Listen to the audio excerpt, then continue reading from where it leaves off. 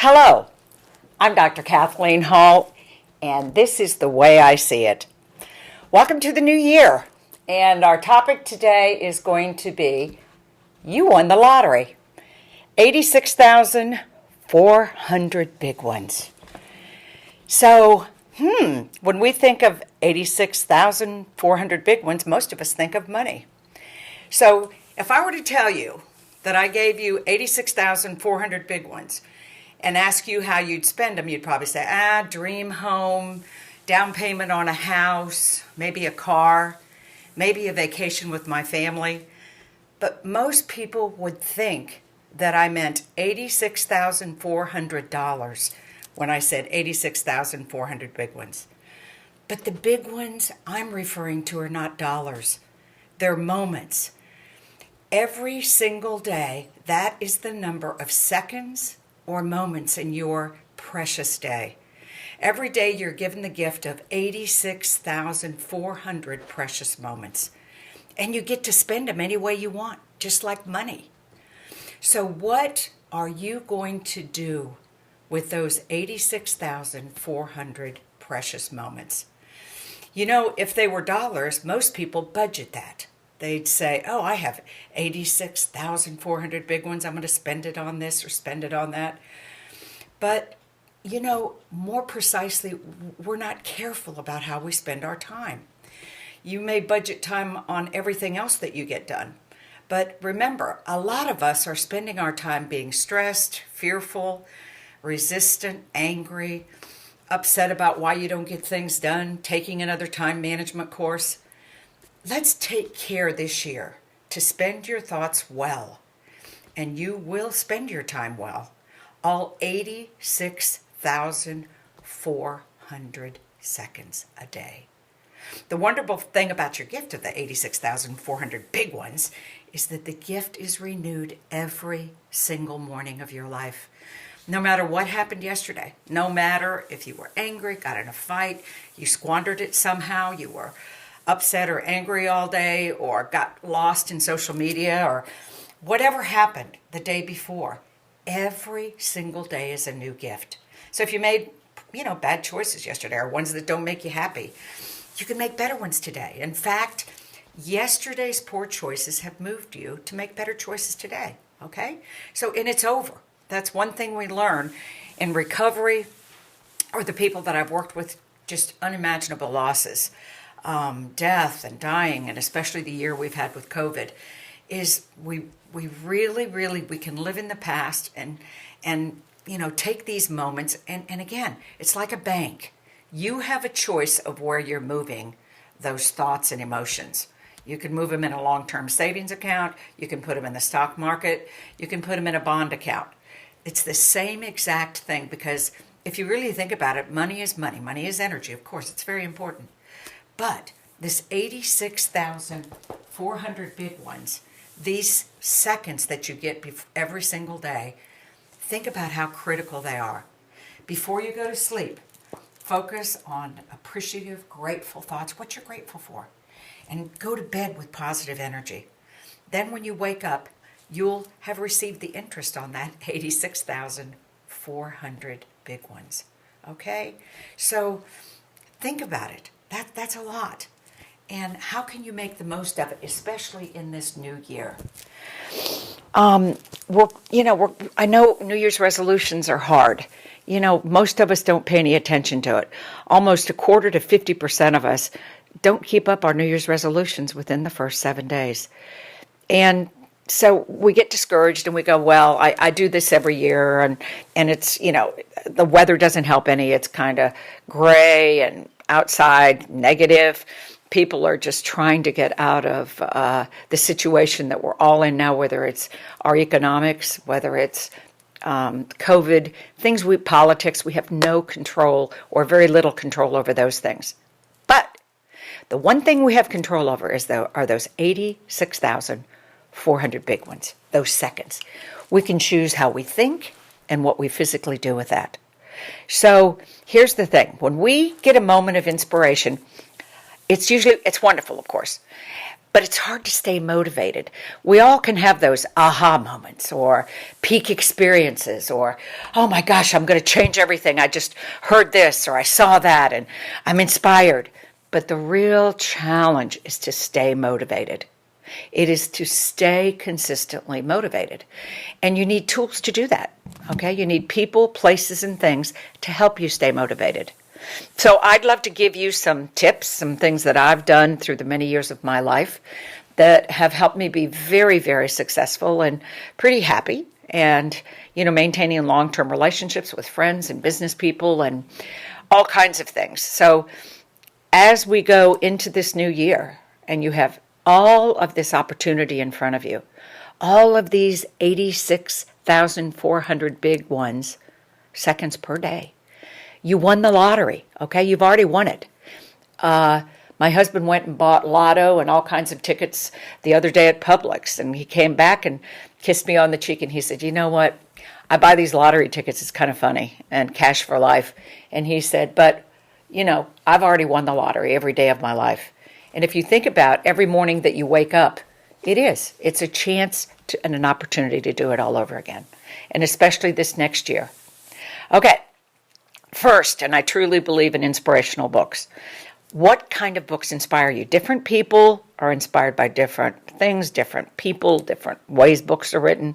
Keep them on hand. I call it on the go motivation. Is your new goal work related? Is it at home? Is it a relationship? Is it to get rid of or work with your anger or fear or your anxiety this year? Also, if you're traveling, get an inspirational audiobook or, download a podcast. Get something that is motivational to you. I wake up every day of my life and I read A Daily Dose by Alan Cohen. It's a little short book every single day. I have several other ones, whether it's spiritual people that I like, unbelievable psychological people that inspire me. But every day of my life, I need inspiration. I do. And for me, my mind goes in so many directions and very creative. I also read inspirational daily books. Again, one page just to get myself focused.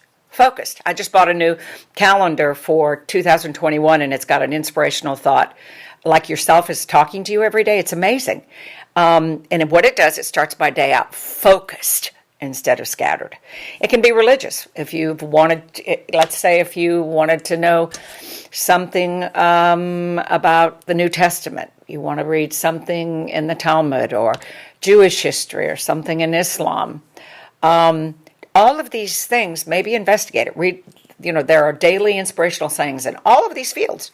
So if you want to learn about other religions or spiritualities, but I really believe, and if you look at the great people that I've studied, every single one of them started out their day with some kind of inspirational book, something that inspired them, gathered them, focused them, sent their energy in a positive trajectory every day.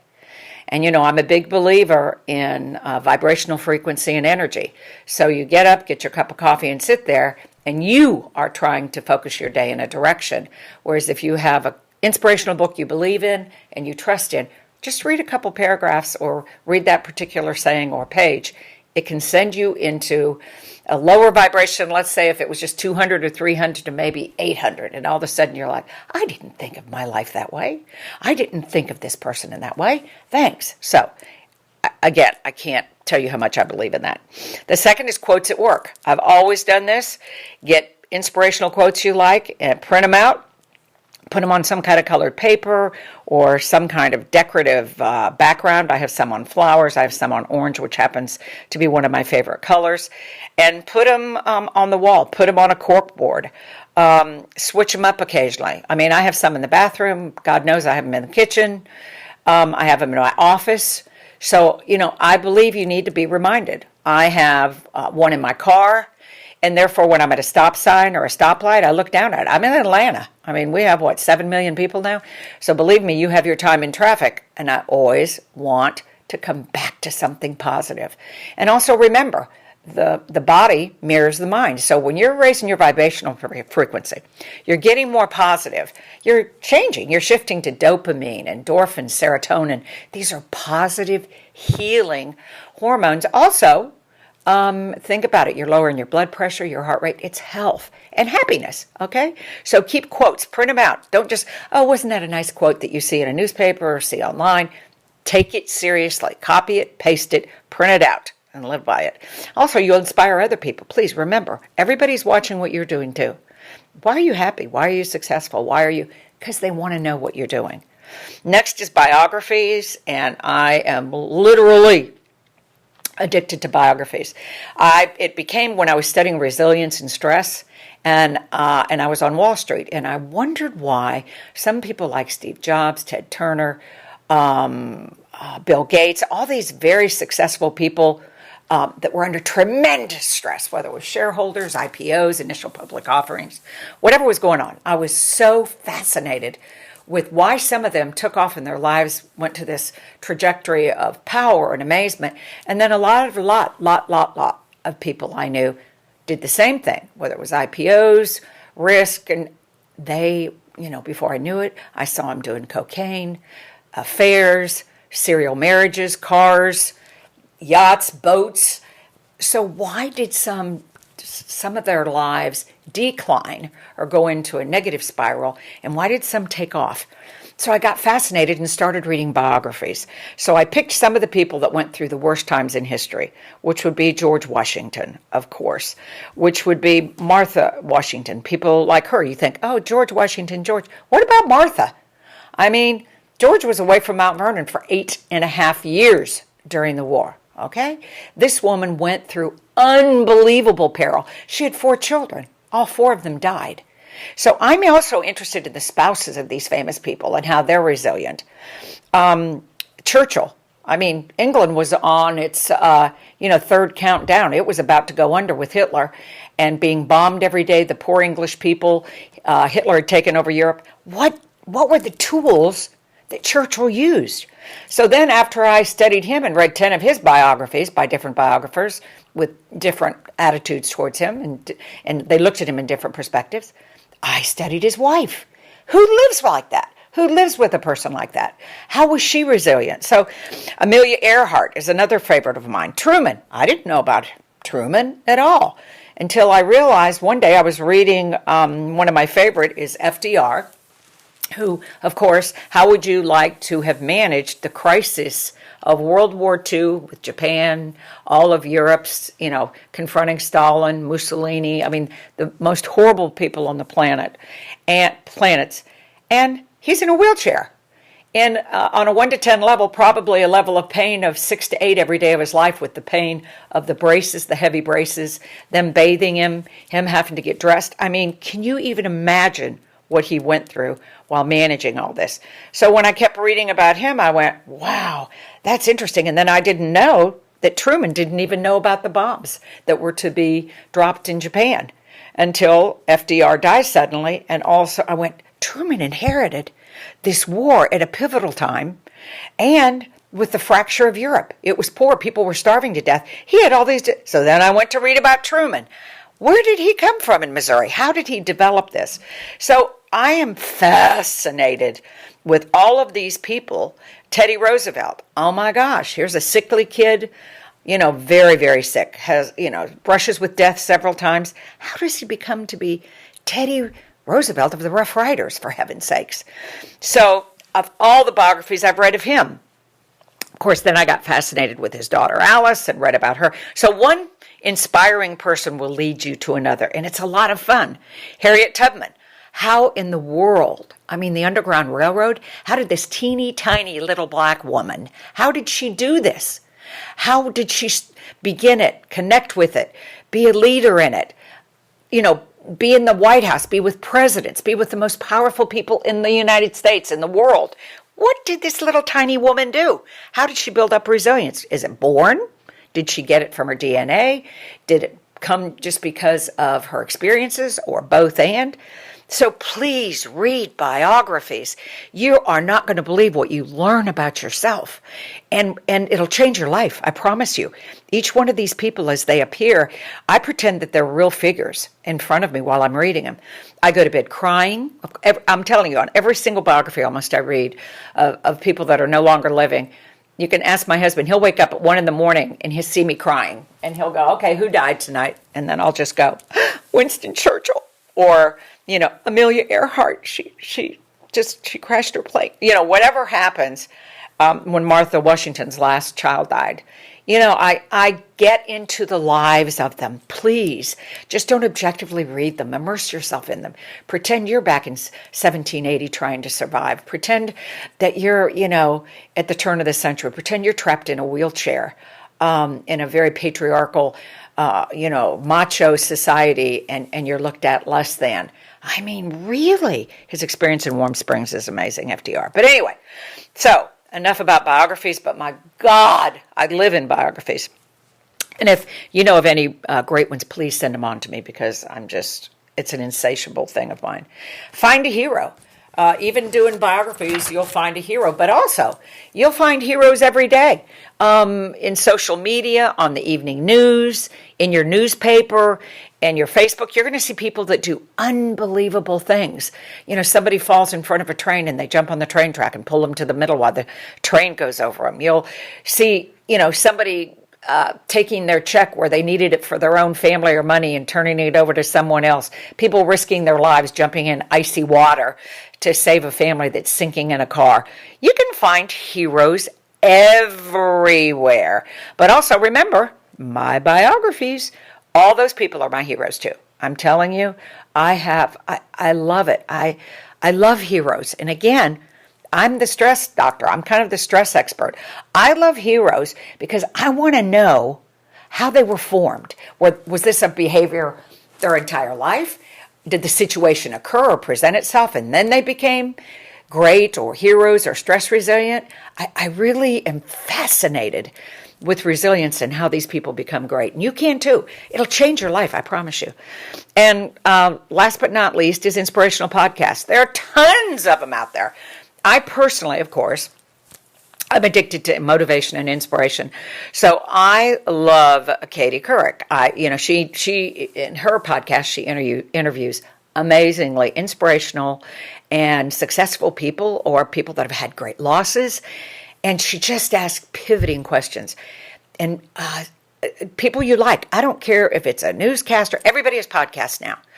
See somebody you like. Also scroll through Google inspirational podcasts, podcasts interviewing people, and look at them, peruse them, try them. If you don't like one, just delete it and try a new one. But it's really, really nice to keep some podcasts inspirational on your Rolodex. All these people, it's kind of, I don't know, it's like when you feel like you're in neutral or the world's getting bigger and bigger with what's going on in the world, it's amazing what biographies, inspirational people, quotes, all the things I'm talking about to please think about bringing into your 86,400 seconds a day, your 86,400 big ones. You have won the lottery, okay? All these amazing treasures are all around you right this moment. I mean, I'm turning to my right now and just looking at my favorite books and statues and, times I've been to the White House. I'm looking at a United Nations mug where, I went there several times. It changed my life. The people that had big dreams or thought about destroying it, getting rid of a disease, like anything from malaria to all kinds of things. It's just amazing how these people can change your world. So here we are. And of course, you can tell the way my voice is picked up and my momentum. I love this kind of stuff. I love it. I live and breathe it. I was raised with a father that happened to be a salesman. And every night of his life before he went to bed, he listened to old inspirational tapes. Now, this would be way back, a long, long time ago. And I would be in the bedroom, and sometimes he would turn them up so loud. And one of them was a man who had the term dare to be great. Dare to be great. So he began his little tape with dare to be great, and he would always end it with dare to be great. And so my dad said that he would go to bed every night saying that. and he was very successful in business. But I remember lying there in bed and thought, dare to be great. Okay. So I think it's infused in my DNA. I come from a long line of entrepreneurs, of course. But I also think that it was motivating there. And then also my mother was very religious, and she was Roman Catholic. So I think the dare to be great stuff also, in a soul level, came from the saints. I not only did catechism, I was fascinated with saints. Like, why did St. Francis, why was he so filthy rich in Assisi, and they owned everything? And why all of a sudden did he strip himself in the middle of the square and take on a sackcloth, put on a sack, and say, I'll never wear those fine silks again? Well, all these, Hildegard of Bingen, who was a doctor who was in Europe, who changed the course of human history. I was just Joan of Arc. I grew up with my mother on the other side. My dad was business inspiration, and my mother was always having us study the saints, and the nuns would have us study. And I went, wow, I want to be like that. I want some of that. So, and again, I didn't think of this, but saints also, they're great sources of inspiration. You talk about people rising to the occasion in the midst of the depths of hell. So anyway, they had 86,400 big ones too, okay, just like you have, every day of your life. Think of it as a gift that every morning when you wake up and open those eyes, just pull that ribbon, open that box of gifts, and it's 86,400 big ones. So this is the way I see it, and I am Dr. Kathleen Hall, and if you have any insights, any ideas for podcasts or stories, or you want to talk, please go to info@ourmln.com or info@mindfullivingnetwork.com. And also great, but let me throw in, we have a great newsletter, inspirational, motivational. I've tried to carry on the legacy of my mother and father and the great leaders that I've spent my whole life knowing and studying under and working with. So our newsletter is very inspirational too. You can go sign up for it. But okay, I'm going to leave you, and now here, that was your gift. Okay, don't forget it. 86,400 big ones. Bless you. Take care. And this is Kathleen Hall.